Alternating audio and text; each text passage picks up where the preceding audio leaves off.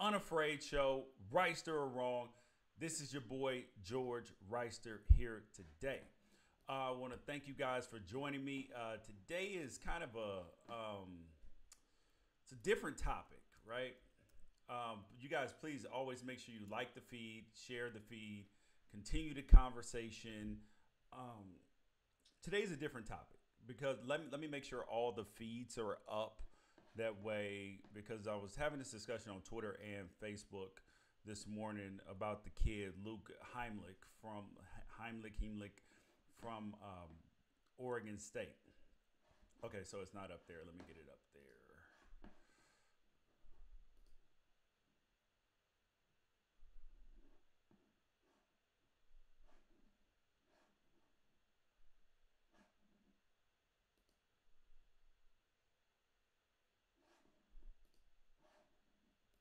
Okay, getting it up now. Okay, perfect. Okay, yeah. So the kid Luke Heimlich, who is a baseball player at the University of Oregon State, Oregon State University, and he, first of all, this is going to be. I always thank you guys who watch Unafraid for being open, honest, and being willing to have conversations, not being closed-minded about it, because a lot of these things we need to talk about just in general. And so I appreciate your time. I appreciate your energy. And let's have an open, honest dialogue. And for anybody who's ever been hurt or anybody that's ever been molested, raped, taken advantage of sexually in any way, want to make sure we're being super sensitive to you in this discussion. I want to hear from you. Let's continue to have it, because a lot of other places that you hear, see on the television, radio, podcasts, all this stuff, a lot of people don't want to talk about these things. They just want to just sweep them under the rug and pretend like they don't exist. But in reality, they do. They do. And you cannot negate the impact, the severity, and all that this has on somebody's life. So I want to make sure that we are discussing this in a way that is open, honest, and is helpful to people. So let me give you a little bit of backstory. The kid, Luke Heimlich, he plays for Oregon State, one of the best pitchers in all of college baseball, surefire MLB player. When he was 15 years old, he pled guilty to molestation of his 6-year-old niece. He says it never happened, and he got bad legal advice to plead guilty, and that he had to register as a sex offender for 5 years. He had other punishments as well. I had to go to therapy, counseling, all this stuff. But all of this was to avoid almost a year in jail. That's why he pled guilty, was to try to get it over with. He knew as a juvenile the records would be sealed and all of this. So that's what he says. And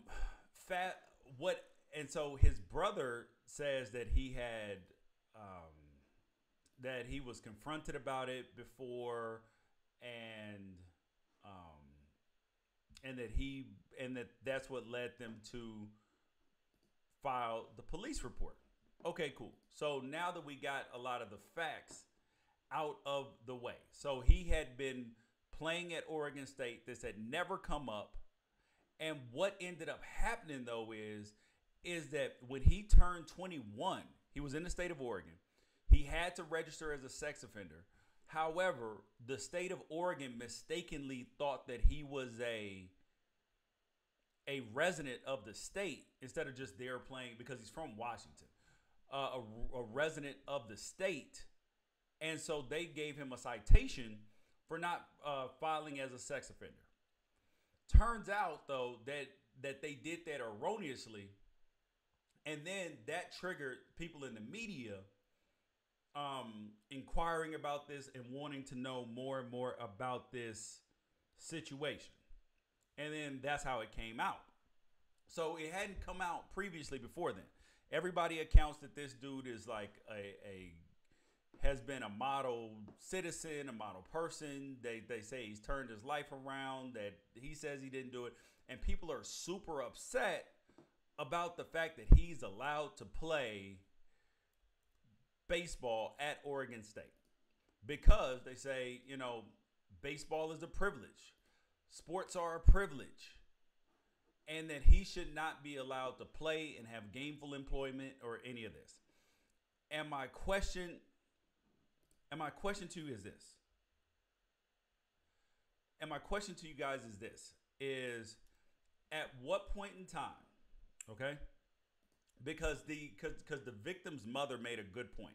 She said that she doesn't want him to go play in college or the Major League Baseball because this is constantly going to be in the spotlight, hurts her daughter, and it'll constantly be a topic. And there's also people that have said that you don't plead guilty unless you're guilty. So we'll get to those two things. The first thing though is that his niece's mom, where she says he shouldn't play because it'll remain in the spotlight. My question to that is, because I'll give you guys my opinion on this after, but I really wanted to weigh in with a question for you guys.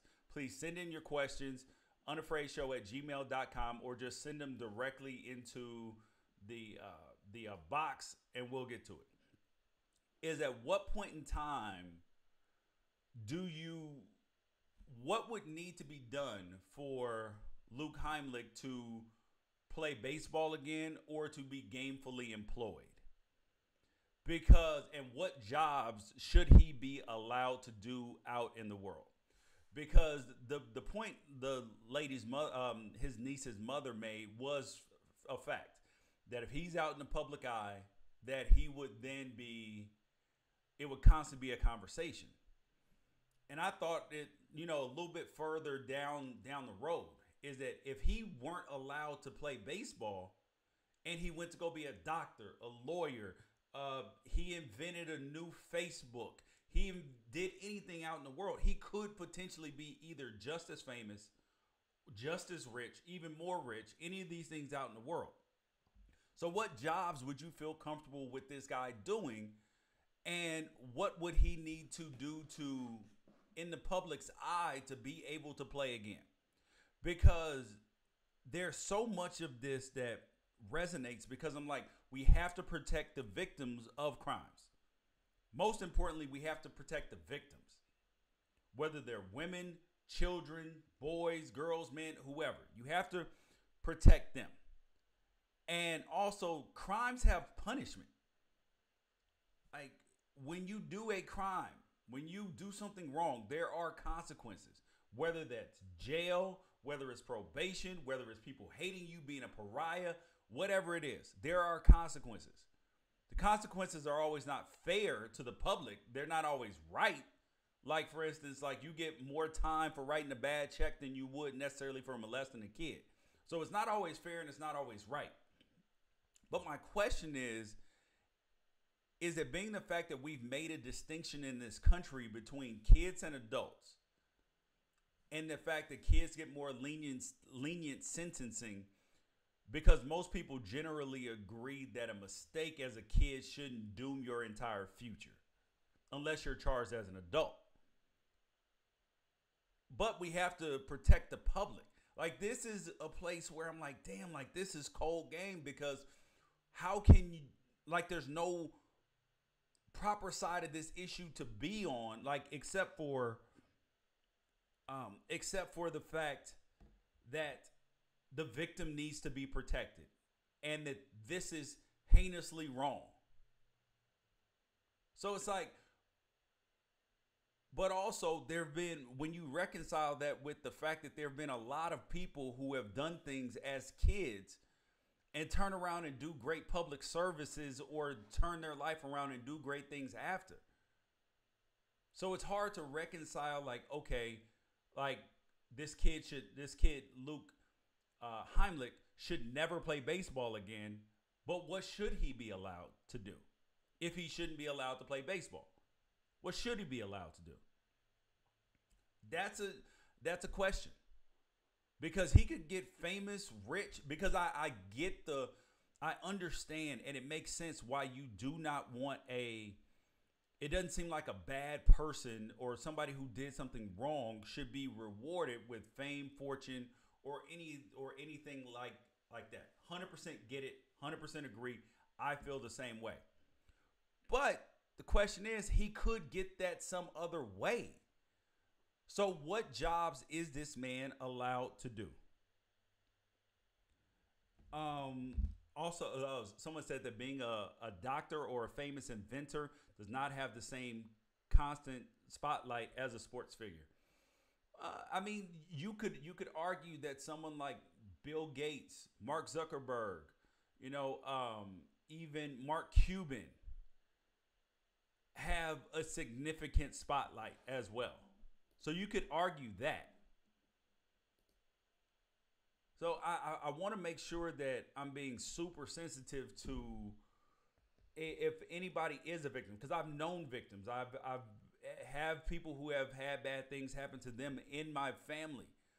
So I want to make sure that we are living in a place where we actually have answers, because in reality, so some of the comments on Facebook when I posted this earlier, one guy said, I think it's ridiculous that he has a scholarship to play, especially because he's now saying it never happened and he only pled guilty to make it easy on the family. I'm sorry, but you don't get to be a sex offender unless you don't agree to be a sex offender unless you did it. Plus, part of pleading guilty, you have to admit it in court in front of the judge that you did it. Okay, that's not exactly true, in the fact that there are a lot of people who do plead guilty when they're not guilty, when they're facing a mountain of, like, you're facing a situation that you don't feel like you can win. And I'll read to you what the judge said at the end of Heimlich's case. He said, I want to tell you how proud I am for you for completing the program so fast, and it's very impressive that you're ready to go to college. It sounds like things are going well for you, and we expect great things. Congratulations. You deserve a big round of applause. I know the judges are not always perfect, but these are the people that we choose to be out in life, who are out in life, who adjudicate matters for us. And these people, so it's like, it's tough for me because I look at it and I'm like, this is a heinous crime. And if this happened to my daughter, I would be pissed. I would be upset. I would be hurt. I would want, like, rage, revenge, justice. The dude might not even be alive. But then it's like, okay, so he was punished a certain way. Now what? Now what? Because when we look at history, like, there have been a lot of people that have gone to do great things after doing bad things when they were kids. Look at Mark Wahlberg, who we look at, who's a really famous actor, Entourage, whole bunch of movies. Mark Wahlberg was charged with attempted murder in 1987 after he beat two different men, leaving one blind in one eye, pleaded guilty to assault and served 45 days in Boston's Deer Island's House of Corrections. Michael Vick went to jail for 2 years, came out, paid all his debts, showed that he made changes in his life, changed his character. Daryl Strawberry, drug addict, committed crimes, turned his life around as a pastor. Jay-Z, 50 Cent, multiple offenses, changed their life, influential to people, do great things out in the world. Tim Allen, Tim the Tool Man Taylor, arrested for possession of over 1 pound of cocaine, served almost 2 years in jail. A lot of these people turned around and reformed their life. So it feels icky and it feels disgusting when you think about somebody who did something wrong, that the victim is still left there, but they're moving on their life. Because you look at the fact that they did something wrong, they hurt somebody, they injured somebody, that it was a disgusting situation. But then they get a chance to just move on with their life, and it doesn't feel right. It doesn't feel right that he should get to be rich and famous. But what should he be allowed to do? Should he be allowed to be a big time lawyer? Should he be allowed to go do like Judge Mathis? Go be a judge? Invent Facebook like Mark Zuckerberg or Microsoft like Bill Gates? I mean, what should he be? Should he be allowed to be a policeman? Should he be allowed to only be a garbage truck driver? I mean, like, these are the questions that we actually need to answer, instead of just saying this kid should never be allowed to do anything ever again in life, that he should never be allowed to play baseball. Okay, cool. I am a person who believes in answers. So if you're going to pose me with a question, shoot holes in all the stuff, provide me with an answer. So that's why I'm asking. Like, I'm not defending, I'm asking. I want to know, what is the course of being, quote unquote, rehabilitated or reintegrated into society? If you are a person who sexually harassed other people, there should be punishment for that. If you're fired, I mean, obviously there's no jail time for it, but if you're fired, you're publicly embarrassed, all of this stuff, okay, cool. I'm fine with that. But when should you be, or what should be done to allow you to come back to work and to allow you to be reintegrated into society? And I understand that companies have a right to hire and not hire whoever they want to hire. That is 100% fair. Because would I necessarily want to hire this dude at my company? No, I wouldn't.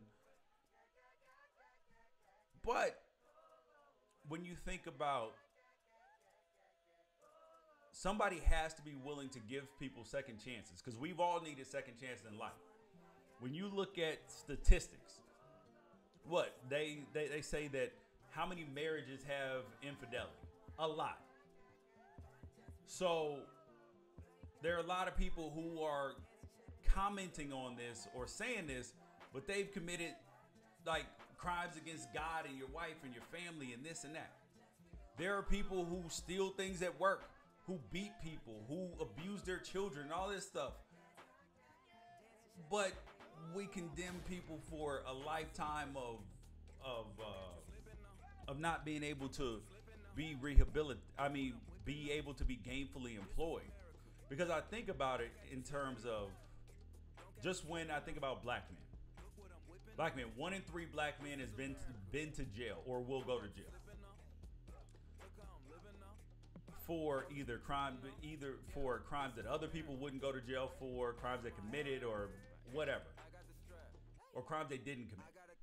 And you sit there and you think about it like, okay, like, at what point in time are these people employable? Because a lot of these people want to change their life and do good things, but if you don't allow them to be employed in any facet, then they go commit more crimes, because they have to have money. They have to have some way to feed their family. And people generally want to do better for themselves and their family and for their life. So that's why I asked that. What is okay for you? And I think that that's the question that we all need to ask ourselves, is not just provide questions to the situation, but provide answers. Because with the kid, Luke Heimlich at Oregon State, the university last year, he stepped down when all this came to light. He stepped down from the baseball team, took a leave of absence, but they opened the door for him to come back later. So he came back pitching well again this year. ERA not quite the same, but now that it's College World Series time, it's brought back up. People are mad at the university. They are ashamed.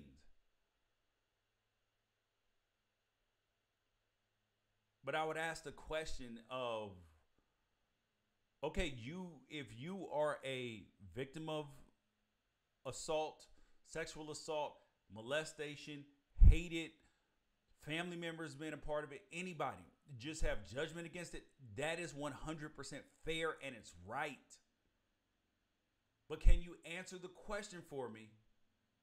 What do we do with people like him? What do we do? Can he be gainfully employed? Can he be a doctor, a lawyer, an engineer? What can he do? And who is allowed to employ him that we won't boycott? And if you say nobody, then you're like, okay, then what is he supposed to do to make money? It's not like he's in jail. So what should he be allowed to do as a despicable human being? Just asking. And how much of this child part of it, which we look at differently, plays a part? How much of it plays a part?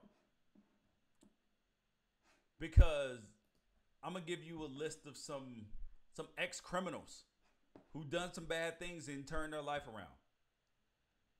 Kevin Mitnick was on the FBI's most wanted list, then launched his own security firm. Georgia Duarte was a getaway driver for the mafia. Then she started a stunt driving school.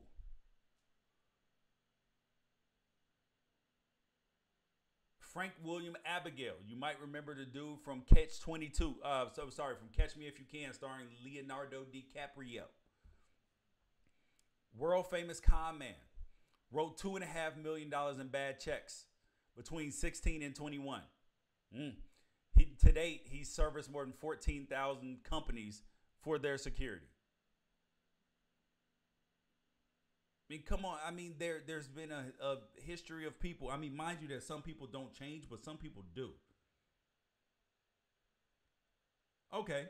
Someone said, I know it sounds like a lot, but constant therapy and having to check in with probation officers and all that. I am fine with that. That's an actual answer, especially when it's a crime against a child, crime against another person. All of that. I'm just looking for answers. That's all I want. And I want us to have a conversation about actually having answers as opposed to just saying, F him, feed him up, feed him to the wolves. Okay, fine. He's been fed to the wolves, but he's not dead. He's not dead. So what do?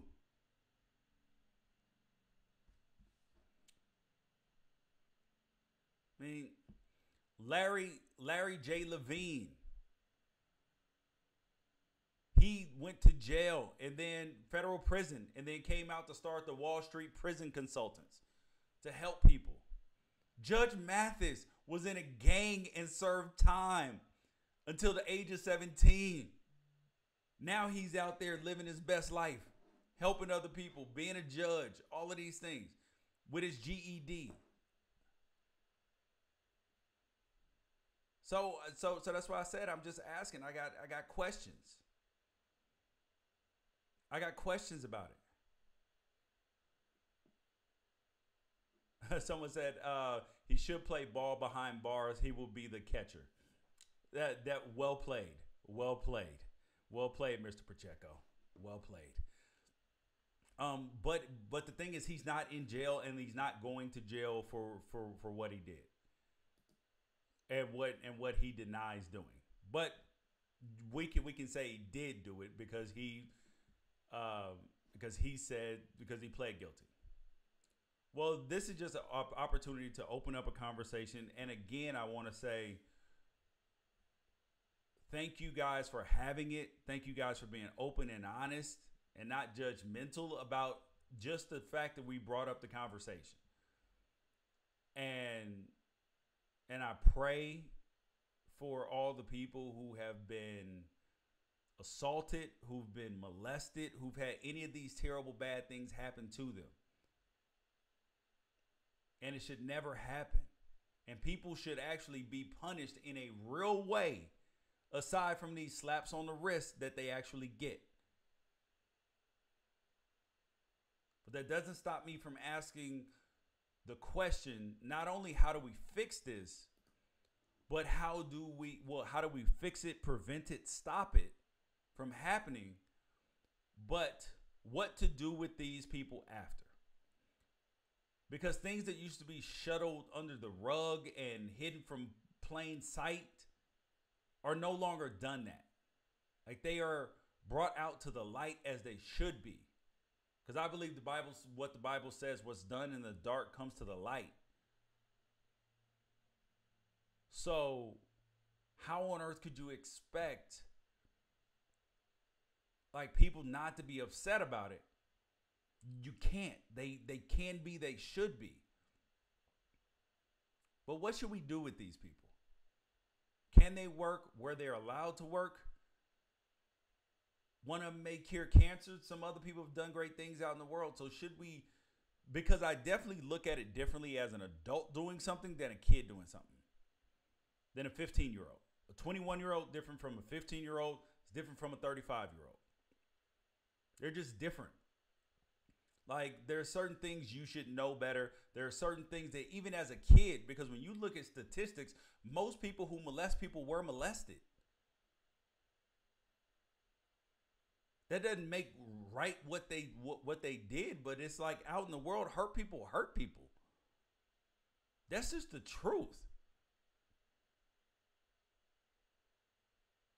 So what is this young man allowed to do in life, and how should we take care of the victims of the crime, but then at the same time allow, because we are a country, we are a nation, we are a people of second chances, and we all at some point in time need second chances. So what does that second chance look like? One comment said, listen, he has his freedom. That's his second chance. He gets nothing more than that. Okay, so should he not be allowed to attend college at all? Should he not be? I mean, like, where is the line, and what should we be like? Because we have to have a plan for this. Because if person A goes out, if John Malkavich goes out and commits sexual harassment, is that an education problem? And then he goes to go get therapy, treatment, figures out his ways, does something different. Is he still employable, or is he not employable? And who should employ him? I mean, there's an element of you do something wrong and then you're punished for it. So then after the punishment, how much does that live with you? I mean, you can apply it to everything in life. So if you have a friend that you get in an argument with, that betrayed you in some way, if you allow that person back in your life and they've changed their ways, but you keep bringing it up all the time, is that fair? Is that fair to them that they don't get a chance to prove differently? And I know I'm speaking as a person who's done a lot of wrong things in life. So I get where people may be upset with me about this conversation, but this is sensitive. I'm trying to be as sensitive as possible to the people who are victims, because it is important, and they are the first priority. The people who are victims are the priority over Luke Heimlich, over anybody. Protecting them is the number one thing. But Luke Heimlich not playing baseball does not ensure that he won't be famous, because he might actually be more famous if he does not play. Writing books, speaking about this. I mean, like, there's so many ways that this can live on. He could go be a doctor, a lawyer, an engineer, cure cancer, invent something great, invent the new Facebook.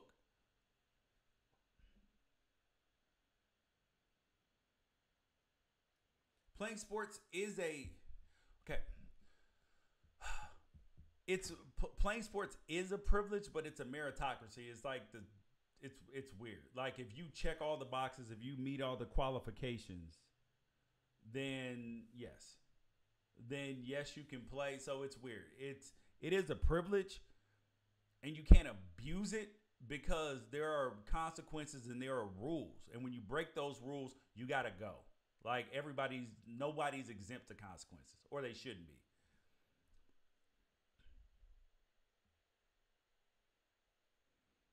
Someone said no. Heroes make better choices. Heroes do make better choices, but heroes are not perfect either. So you guys write back.